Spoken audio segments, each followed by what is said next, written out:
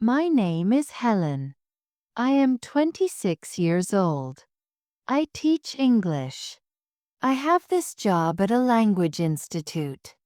It is not a very big school, but many people know its name. I have worked here for 3 years. 3 years is a long time. I like my job. I like helping students learn new words and speak better. But sometimes, I wonder if anyone sees my hard work. I try my best. I plan good lessons. I help students after class. But does the boss, Mr. Raymond, see it? I am not sure. Mr. Raymond is my boss. He is a polite man. He always says good morning and thank you. But he is also very quiet. He does not talk much. He stays in his office. This was how he always was. But then things changed. He started to act strange. Distant, I mean. He did not smile as much at me. He looked serious. His office door was closed more often. Before it was often open. I would walk past and hear him talking on the phone. His voice was low. He sounded very serious. I could not hear what he said, but it made me worry. A little bit at first, then a lot. I started to notice other small changes too, like how he would look at his papers longer than usual, or how he would end meetings faster. These things added up in my mind. They made me feel like something big was coming. Something not good. One morning, I went to the teacher's lounge. I wanted to get a cup of tea. It was early. Most teachers were not there yet. I walked quietly. I was almost at the door. Then I heard a voice. It was Mr. Raymond. He was talking inside. The door was not fully closed. There was a small gap. I stopped. I could not move. I heard his words. Yes, she's the one, he said. His voice was very firm. I've been watching her work. She's exactly what we need. But I can't tell her yet. My heart stopped. My teacup almost fell. She. Who is she? What did he mean, watching her work? And can't tell her yet? A cold feeling spread inside me. My mind started to work fast. He is talking about someone new. Someone to replace me? To replace another teacher? Or maybe he is talking about a person in a personal way? A new girlfriend, maybe? But why say watching her work? It sounded like my job. My mind went to the worst place. He wants to get rid of me. Or he wants to give my job to someone else. I stood there for a moment longer. I heard him say something about plans and timing. But I could not stay. From that day my world felt different. Every small thing became a big problem. I started to overthink everything. If Mr. Raymond did not say hello to me in the hall, I thought, see? He is ignoring me. He does not want me here. He is talking about me with someone else. If he gave me a quiet smile, I thought, is that a goodbye smile? Is he happy because I will leave soon? My head was full of these thoughts. My heart was often heavy. Even at home I could not stop. I would sit at my table and replay the words in my head. I tried to keep my worries to myself. But it was hard. I felt like a secret was living inside me. A bad secret. I needed to talk to someone. My friend Lena works here too. She is a bit older than me. Maybe 30. We often share our thoughts. She understands me. We eat lunch together sometimes. We talk about students and lessons. She always makes me laugh with her stories. One afternoon, we were in the teacher's lounge. Mr. Raymond was not there this time. I told her everything. About Mr. Raymond's changed ways. About the closed door. About the phone calls. And then, I told her about the words I heard.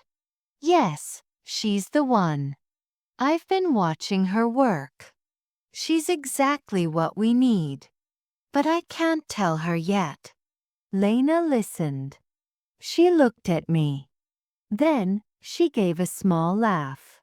Half joking, she said, "Maybe he's dating someone at work, Helen. And he cannot tell you because it's a big secret." She sipped her coffee and added, "Or maybe it's about a surprise party. You know how bosses can be sneaky sometimes." But her words made me even more worried. Dating someone at work? That could be bad. What if it was true? What if he was talking about another teacher? Or if it was about my job, it was still bad. My mind started to race even faster. Lena's joke stayed with me. It planted a new seed of fear.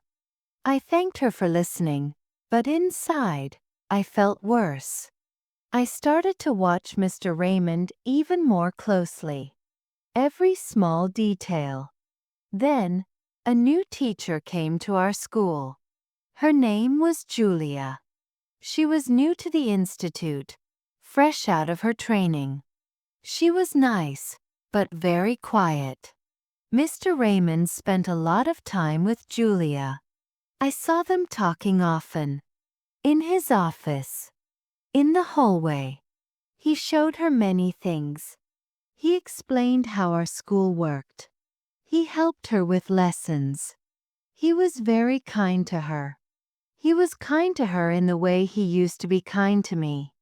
Once, I saw him laugh at something she said. He never laughed with me like that anymore. This was it. It clicked in my head. Like a puzzle piece. Julia. She must be the one. He was training her. He was choosing Julia to replace me. Not just replace my job, but to replace me as the good teacher, as the teacher he trusts. Maybe he wants her to be the lead teacher. Maybe he wants her to take my best classes. Or maybe my whole job. I started to compare myself to her. She was younger. Maybe smarter. Her lessons seemed fresh. Mine felt old now. I thought back to when I started here. 3 years ago. I was so young. So nervous. Mr. Raymond was so kind to me then. He gave me good advice. He encouraged me. He told me I was doing well. Small gestures, but they meant a lot. He always said good morning with a smile. He asked about my lessons. Now, he barely said good morning. Sometimes he just walked past me. It felt like I was invisible. Like I was already gone. I remembered one specific day from back then. It was my first parent-teacher meeting. I was scared. Mr. Raymond sat with me. He helped me prepare. He said, "Helen, you know more than you think." That memory hurts now. It made the present feel even colder. My work started to feel heavy. Every day was a struggle. My lessons felt dull. My energy was low. I started to lose focus in class sometimes.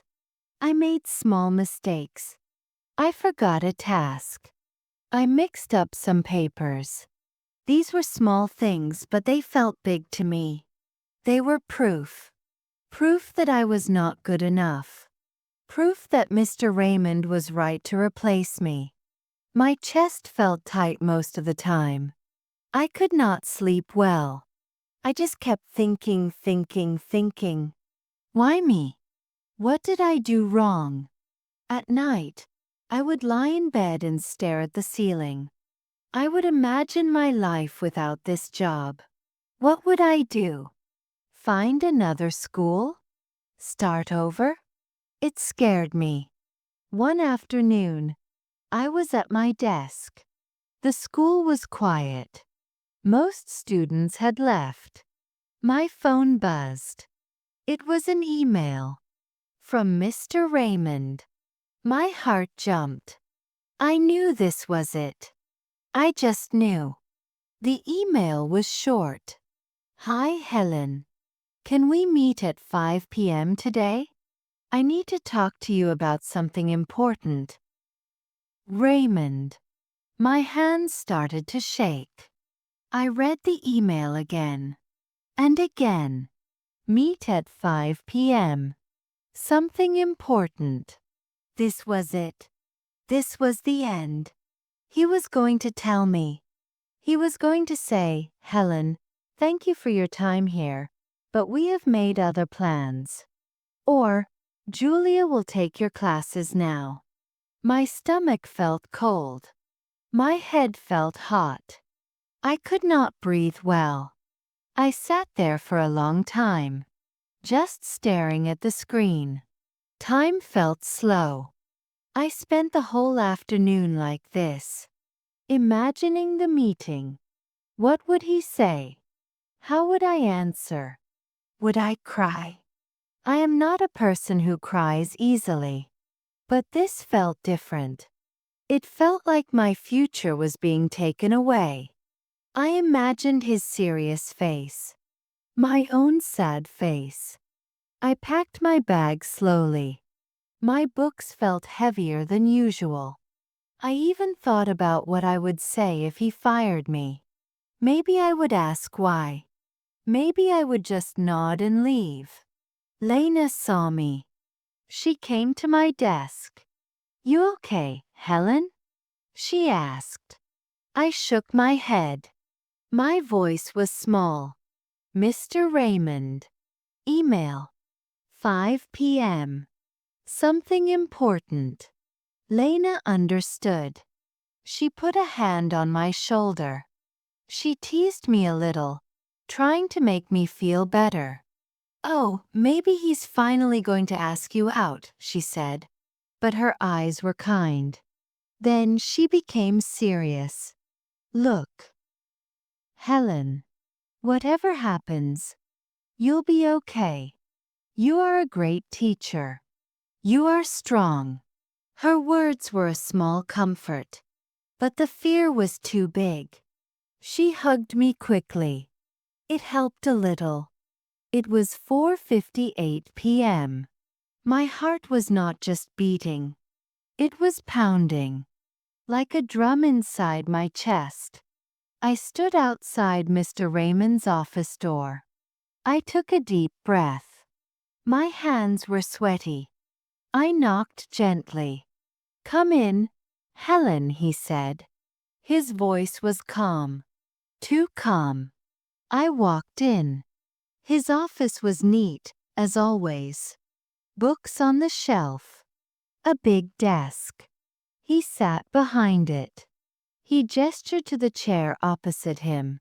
I sat down. My back was straight. My legs felt like jelly. I looked at his face. It was serious, just like I imagined. I tried to prepare myself for the bad news. I folded my cold hands in my lap. He leaned forward a little. He looked at me, not away. Helen, he started. We are going to open a new branch of our institute, he said. My mind stopped spinning for a second. A new branch? What does this mean? He continued. It will be in Berlin. A big step for us. A big project. Berlin. That's far away. My mind was still trying to catch up. For this new branch, Mr. Raymond went on, we need someone special. Someone who can manage the student program. I listened. My mouth felt dry. Manage the program? What is he talking about? Then he looked directly at me. His eyes were clear. I've been watching your work, Helen, he said. Those words again. But this time, they sounded different. Not scary. Just true. For a long time. I know how you teach. I see how you help your students. I see how you always try to improve. I trust you. You are the one I want for this. He paused and added, this is a promotion. A chance to grow. But it means moving to Berlin. What do you think? I was speechless. My mouth opened a little. But no words came out. My brain was trying to make sense of what he said. Berlin. Train new teachers? Manage programs? For me? All the signs. All the things I misread. They came back to me. The closed doors. Not hiding bad news, but planning big news. The serious talks on the phone. Not about firing me, but about a new city, a new institute. And Julia. My mind went to Julia.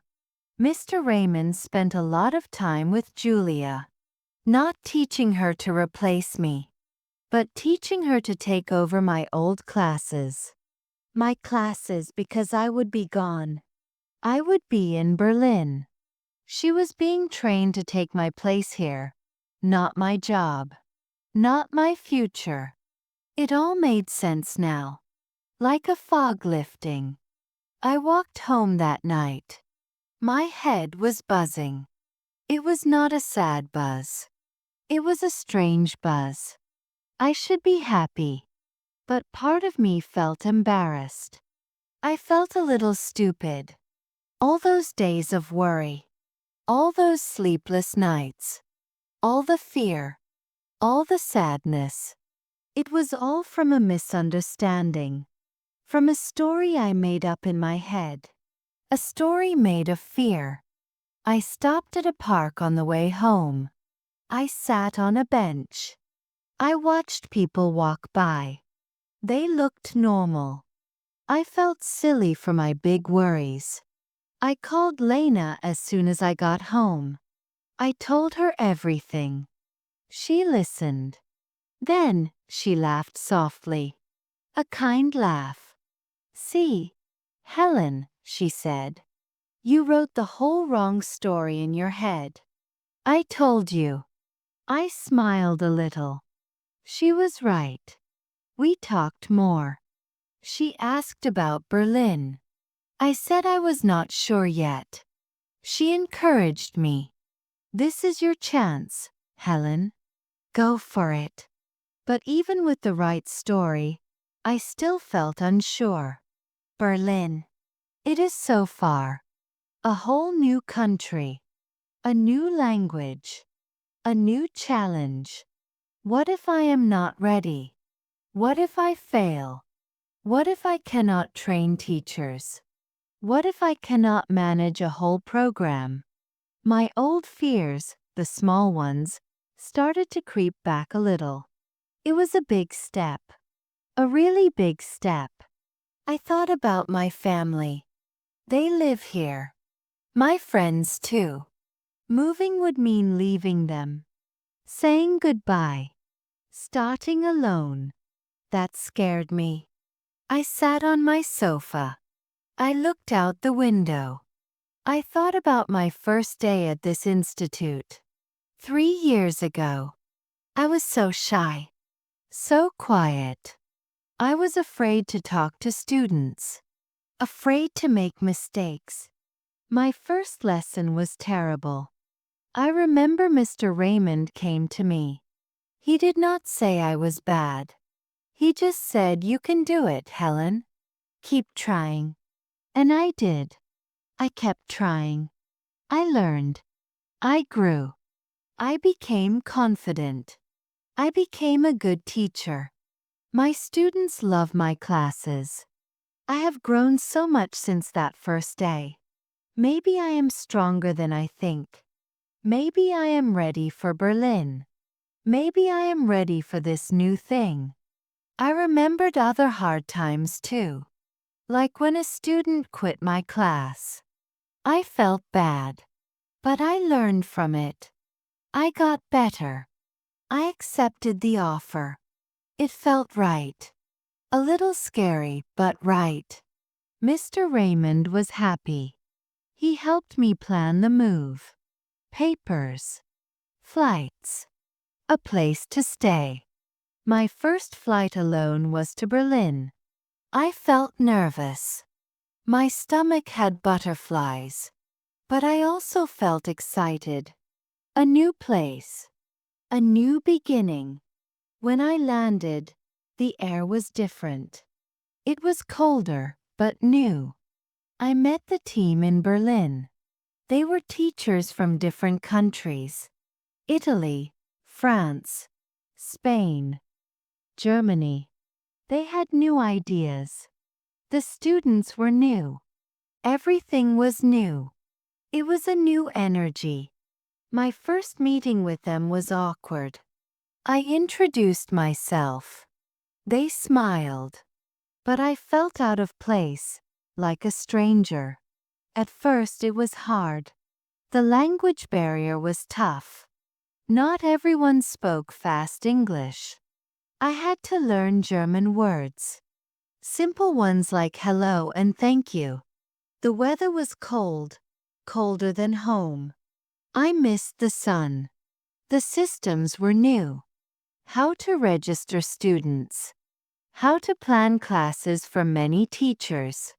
I made a lot of mistakes at first. I once sent the wrong email to all the parents. They got confused. I had to fix it fast. I once mixed up two students' names for an important exam. The parents called. It was embarrassing. I felt stressed. I felt doubt. But I learned each week. I learned from my mistakes. I asked for help. I stayed late. I read books on management. I talked to other leaders on the phone. I learned to lead, not just teach. I learned to listen to other teachers. I learned to help them with their problems. It was not just about English grammar anymore. It was about people. It was about teamwork. One teacher from Italy had trouble with lesson plans. I sat with him. We worked together. He thanked me. It felt good. Slowly I made friends. We shared meals. We laughed about our mistakes. One day, I got a message from Julia. She was having problems with a difficult class. A student was not listening. She asked me for advice. Asking me. I felt strange. I gave her some ideas. I remembered what Mr. Raymond taught me. I told Julia to be patient. To try different ways. To talk to the student alone. She thanked me a lot. It showed me how much I had changed. I was not just a teacher anymore. I was a mentor. I started to feel proud. The new branch was growing. More students came. Our classes were full. Months later, I flew back home for a short visit. Just for a few days. To see my family. To see my old friends. To see the institute. When I walked into the school, everyone greeted me. They were so warm. Lena ran to me and gave me a big hug. Mr. Raymond came to me. He smiled a real smile. "Helen," he said, "it is good to see you. You look well. I always knew you could do this." His words felt good. We talked about Berlin. He asked about the challenges. I told him about the mistakes.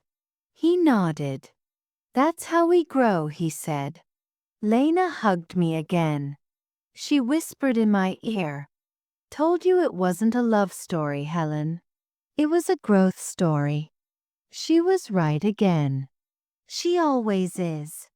We went for coffee after. We talked about old times. She told me about Julia. How she was doing well. But she missed my advice sometimes. I stood there in the familiar hallway. The smells were the same. The sounds were the same. But I was different. I thought about that day. The day I heard Mr. Raymond's words behind the door. She's the one. I've been watching her work. I thought he was hiding something bad from me. I thought the whole world was moving. It was moving to a place where I was not wanted. I thought the door was closing on me. But it was the opening of a new door. A door to a new adventure. A new chapter. For me. Now, I see that misunderstandings can teach us. They can make us stronger. They can push us to new places. I am glad for that story in my head. Even if it was wrong. It led me here. To grow. To Berlin. To a better me.